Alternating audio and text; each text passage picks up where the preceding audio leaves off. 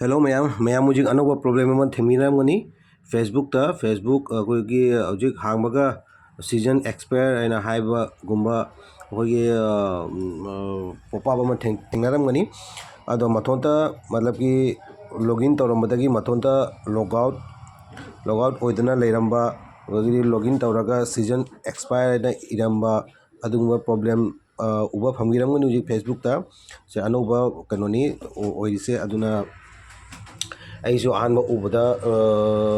पाखलुरे मरमदी password हापगा तौरबो यारमदे यादे अदुना से solution से सूम हाइजरके यामना थीरगा सोल्यूशन पुथोचरपनी अदो सूम मैमदा सी सोल्यूशन से जगहनिंगदुना मैम थांगजरपसे उसे please login again season expire इना लेब फंगनरमगनी मैम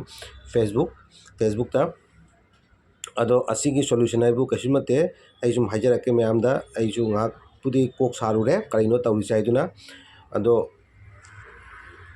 सिगी सोल्यूशन है इला इलाना लेरमे कैसुमते नोय मैम से सीजन एक्सपायर की से फेसबुक लॉगिन तौ मतमदा उबा फंगदी कैसुम चिंगनाबिरुनु मतलब कि रेस्ट लौरगा आधा घंटा 1 घंटा मुतुंगदा अकम लॉगिन तौबिउ मथोंदा सुम लॉगिन होरकनी अदो मरमदी फेसबुक अखोगी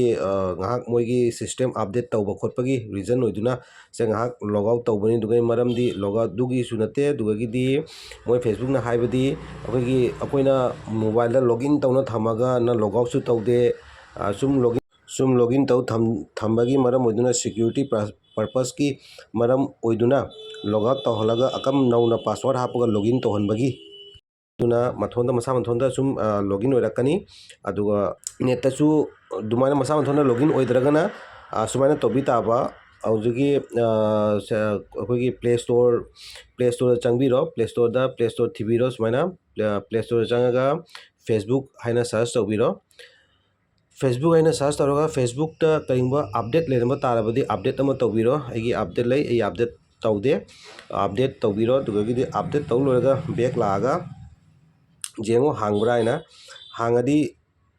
जारे हांगदी अकमु लागा सेटिंग चंगबिरो सेटिंग सिगा क्लिक तौबीरो सेटिंग सिगा क्लिक तौरगा सेटिंग से क्लिक तौबीरो सेटिंग क्लिक तौर ऐप सिगा चंगबिरो ऐप सिगा चंग फेसबुक सिगा क्लिक तौबीरो